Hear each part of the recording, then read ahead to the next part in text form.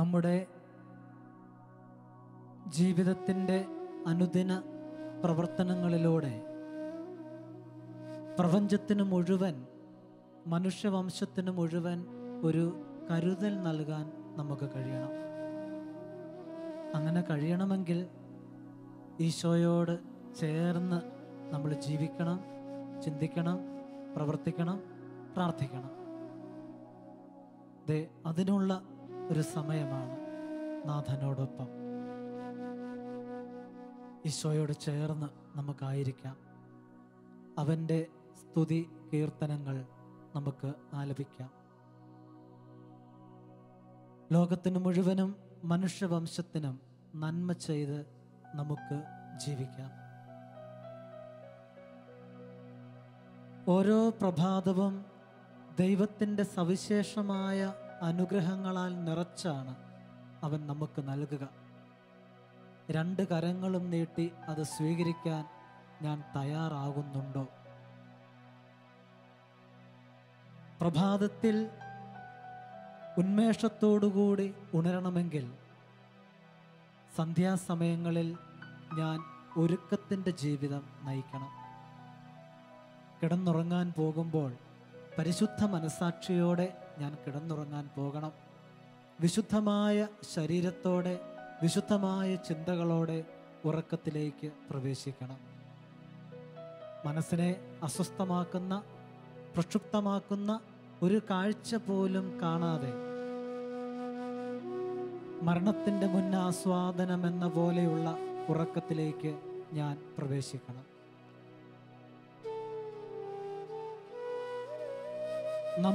നമ്മളല്ലാതാകുന്ന ഒരേ ഒരു സമയം ഉറക്കമാണ്. അതൊരു മരണം തന്നെയാണ്.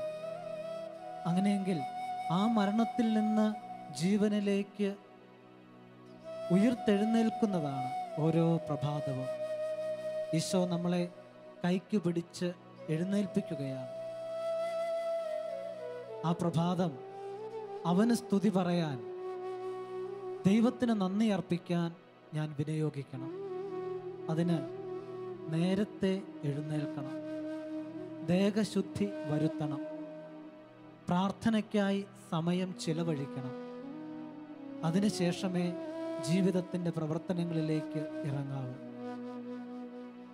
ഈ ഗാനം നമ്മൾ ആലപിക്കുമ്പോൾ പ്രഭാതത്തെ വിശുദ്ധീകരിക്കാനുള്ള ഒരാഹ്വാനമാണ്. നേരത്തെ എഴുന്നേറ്റ് ദൈവത്തെ ധ്യാനിച്ച് ഒരുവന്റെ പ്രവർത്തനത്തിലേക്ക് ഇറങ്ങുക. അടുക്കളയിലേക്ക് ഭക്ഷണം പാകം ചെയ്യാൻ പോകുന്ന അമ്മ പോലും പ്രഭാതത്തിൽ ഒരുങ്ങേണ്ടതായിട്ടുണ്ട്. പഠിക്കേണ്ട കുട്ടികൾ ഒരുങ്ങേണ്ടതായിട്ടുണ്ട്. ദൈവത്തോട് ചേർന്നുള്ള ഒരുക്കം, അതൊക്കെ പ്രാവർത്തികമാക്കേണ്ടത് കുടുംബത്തിലാണ്. മാതാപിതാക്കളാണ് കുട്ടികൾക്ക് പറഞ്ഞു കൊടുക്കേണ്ടത്. ഇങ്ങനെയുള്ള ചില ശീലങ്ങളൊക്കെ നമ്മുടെ കുടുംബത്തിൽ ഉണ്ടാകുമ്പോൾ അറിയാതെ അത് വിശുദ്ധമാകുന്നു, നന്മ നിറഞ്ഞതാകുന്നു. ഈ ഗാനത്തിലൂടെ കൂടുതൽ നന്മയിലേക്ക് നമുക്ക് ഉണർന്നെഴുന്നേൽക്കാം, കൂടുതൽ വിശുദ്ധിയിലേക്ക് നമുക്ക് പ്രവേശിക്കാം. പ്രഭാതം അത് ദൈവം നമുക്ക് കനിഞ്ഞു നൽകുന്ന നിമിഷമാണെന്ന് കരുതി ആ പ്രഭാതത്തെ, അതിൻ്റെ നിമിഷങ്ങളെ വിശുദ്ധമാക്കാം. ദൈവം അനുഗ്രഹിക്കട്ടെ.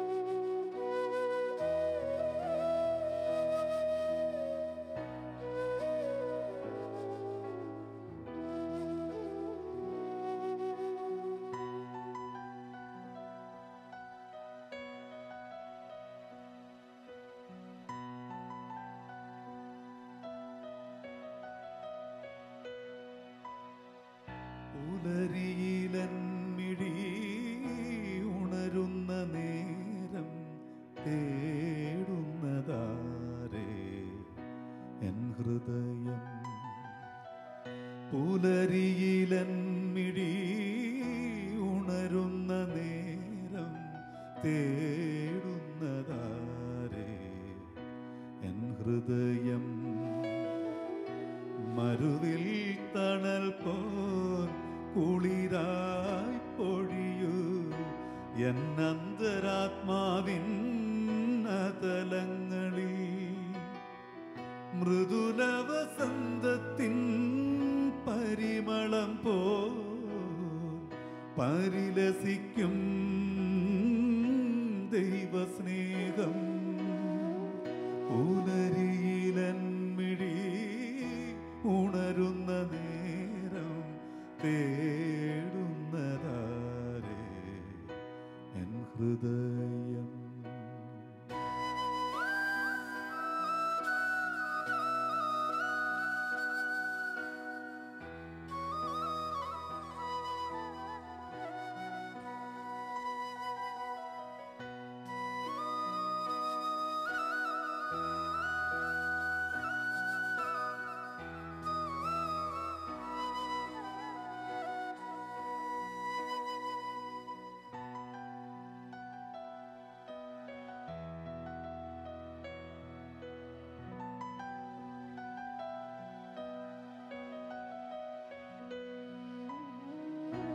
ആത്മാവിൻ ജാലകവാതിൽ തുറന്ന് കാത്തിരിക്കും ഞാൻ എന്നാഥനേ.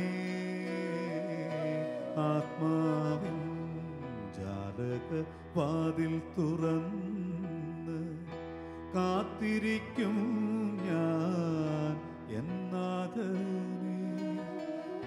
എന്നും ഈ ഹൃദയത്തിൻ ഉദ്യാനമുറ്റത്ത്, എന്നും ഈ ഹൃദയത്തിൻ ഉദ്യാനമുറ്റത്ത് വിരിയുന്ന പൂക്കൾ നിനക്കായി മാത്രം.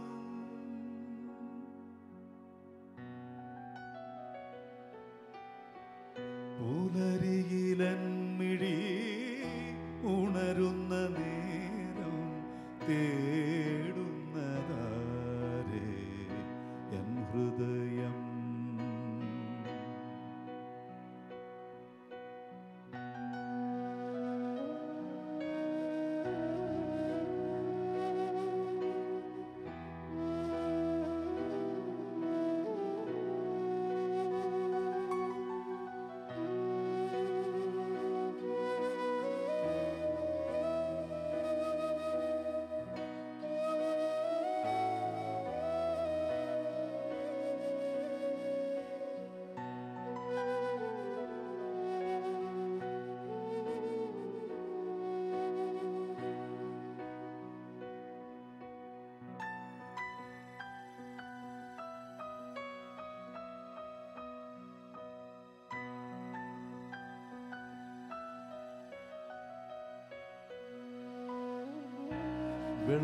വെള്ളരിപ്രാവിൻ കൂറുകൾ പോലെ തേടുന്നു നാഥാ എൻ മാനസം.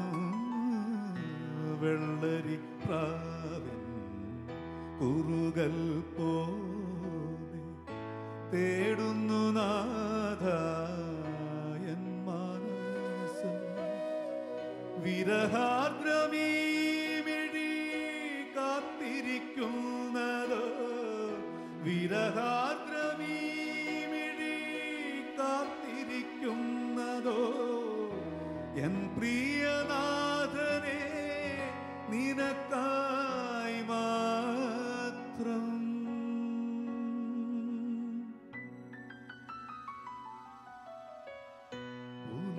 പുലരിയിലൻമിഴി ഉണരുന്ന നേരം തേടുന്നതാരേ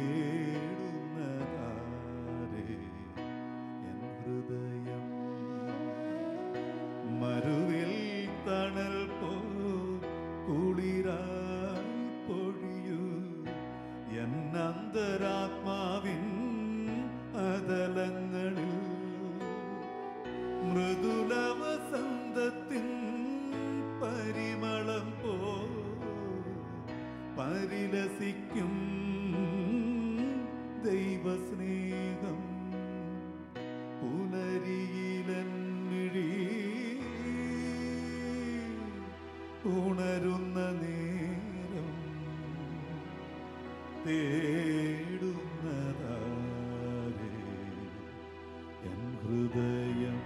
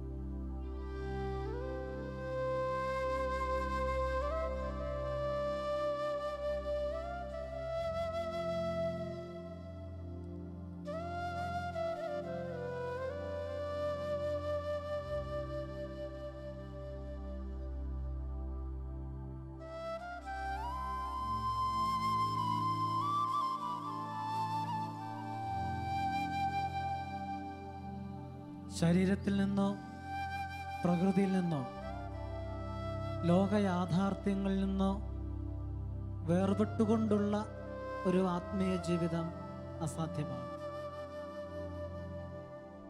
ഇവയെ വിശുദ്ധീകരിച്ചുകൊണ്ട്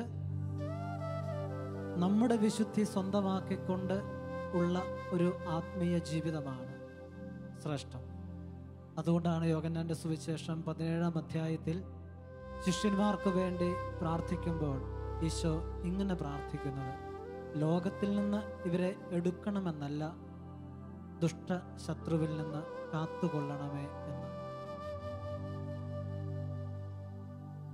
ലോകത്തിൽ വിശുദ്ധിയുടെ ജീവിതം നയിക്കണമെങ്കിൽ ദൈവത്തിൻ്റെ കൃപ ആവശ്യമാണ്. ദൈവത്തിൻ്റെ കൃപ എന്നാൽ വലിയ ഒരു നിധി തന്നെയാണ്. ദൈവത്തിൻ്റെ കൃപയാകുന്ന നിധി നമ്മുടെ ഓരോരുത്തരുടെയും വ്യക്തിജീവിതത്തിലും സഭയുടെ മേലും ധാരാളം വർഷിച്ചിട്ടുണ്ട് ദൈവം. ആ നിധി കൃപ സ്വീകരിക്കുന്നതിലും വളർത്തുന്നതിലും ഒരു പരിധിവരെ ഞാൻ പരാജയപ്പെട്ടിട്ടുണ്ട്. 2 താലന്ത് നൽകിയിട്ട് തിരിച്ചു ചോദിക്കുന്നത് 4 ആണ്, 2 അല്ല. പ്രിയപ്പെട്ടവരെ, ദൈവത്തിൻ്റെ കൃപ പരിശുദ്ധാത്മാവിലൂടെ, കൂദാശകളിലൂടെ, വിശുദ്ധ കുർബാനയിലൂടെ സ്വീകരിക്കുന്ന നാം അത് വളർത്താൻ എന്തു ചെയ്യുന്നു എന്നുള്ളത് കൃത്യമായി ആത്മശോധന ചെയ്യേണ്ട കാര്യമാണ്. യഥാർത്ഥമായ ആത്മശോധനയിലാണ് ഒരാൾ വളരുക. തെറ്റുതിരുത്തുമ്പോഴാണ് വ്യക്തിജീവിതത്തിലും ആത്മീയ ജീവിതത്തിലും വളർച്ചയുണ്ടാവുക. കൃപയെ വളർത്താൻ കൗദാശിക ജീവിതം തീർച്ചയായിട്ടും അത്യാവശ്യമാണ്.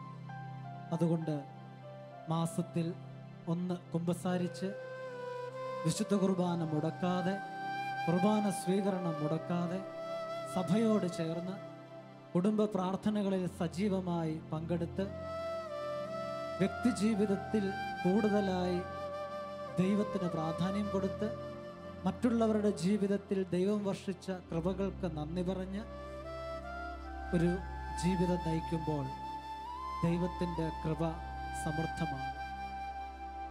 അത് ലോകത്തിൻ്റെ നന്മയ്ക്കും മറ്റുള്ളവരുടെ വിശുദ്ധീകരണത്തിനും കാരണമാണ്.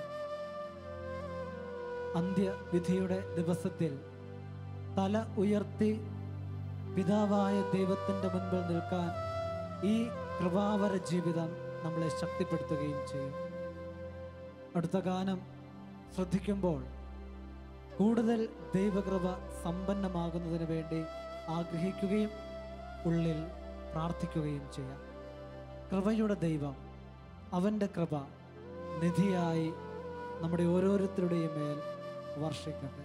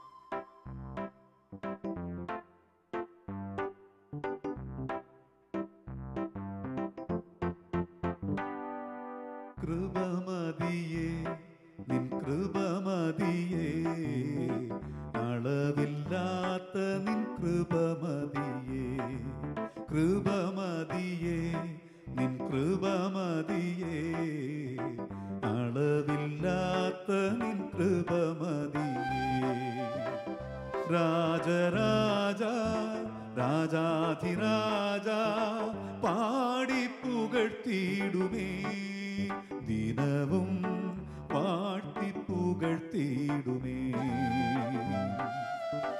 രാജരാജ രാജാധിരാജ പാടി പുകഴ്ത്തിയിടുമേ ദിനവും പാടി പുകഴ്ത്തിയിടുമേ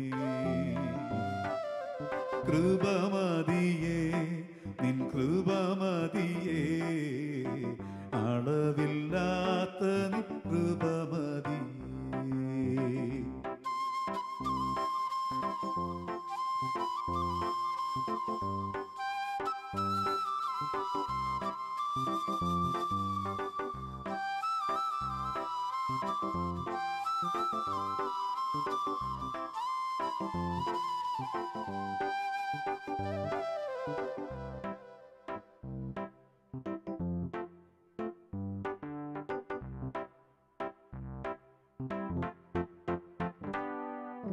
ഞാൻ നടക്കും വീഥികളിൽ കൺമണി പോലെന്നെ കാത്തിടുന്നു ഞാൻ നടക്കും വീഥികളിൽ കൺമണി പോലെന്നെ കാത്തിടുന്നു ഞെരുക്കങ്ങളിൽ എൻ വേദനയിൽ കൃപയും കരുണയും നൽകിടും താൻ ഞെരുക്കങ്ങളിൽ എൻ വേദനയിൽ കൃപയും കരുണയും നൽകിടും താൻ കൃപമതിയേ നിൻ കൃപമതിയേ അളവില്ലാത്ത നിൻ കൃപമതിയേ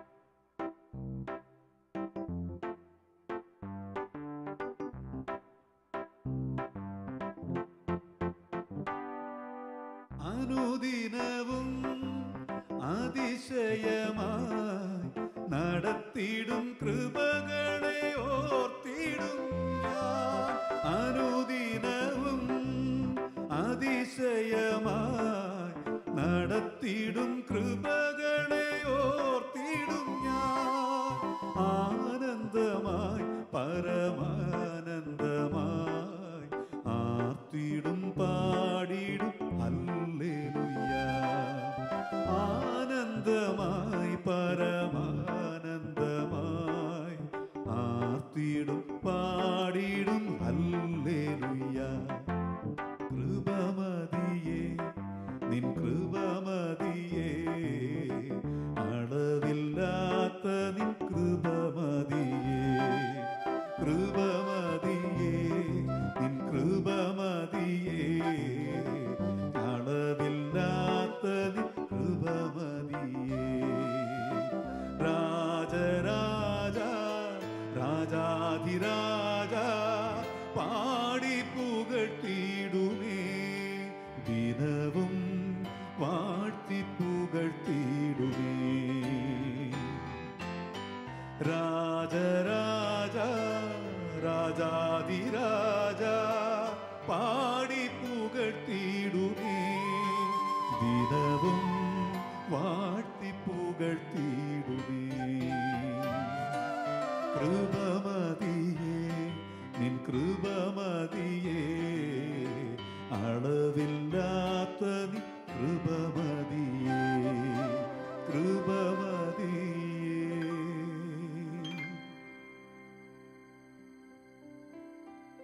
ആരോഗ്യകരമായ വിനയത്തിലും ശാന്തതയിലും ജീവിക്കുമ്പോഴാണ് ദൈവത്തിൻ്റെ കൃപ നമ്മിലേക്ക് ഒഴുകിയിറങ്ങുക. ആ ശാന്തതയിലാണ് പൗലോസ്ലീഹ കേട്ടത്, നിനക്ക് എൻ്റെ കൃപ മതി. വിനയത്തിലും ശാന്തതയിലുമാണ് പരിശുദ്ധ അമ്മ പ്രഘോഷിച്ചത്. തൻ്റെ ദാസിയുടെ താഴ്മയെ അവിടുന്ന് കടാക്ഷിച്ചു. ആത്മീയത എന്നിലും നിങ്ങളിലും വളരാൻ തടസ്സം നിൽക്കുന്നത് അഹങ്കാരമാണ്. എല്ലാം അവൻ്റെ കൃപയും ദാനവും ആണെന്നിരിക്കെ എന്തിനാണ് അഹങ്കാരം?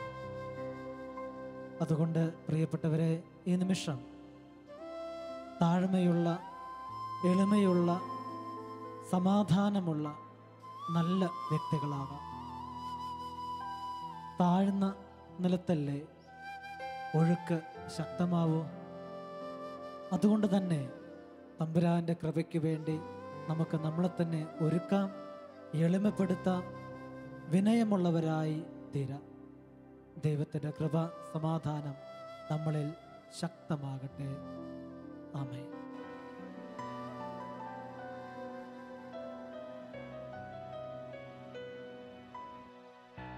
പുലരിയിലൻമിഴി ഉണരുന്ന നേരം തേടുന്നതാരേ എൻ ഹൃദയം. പുലരിയിലൻമിഴി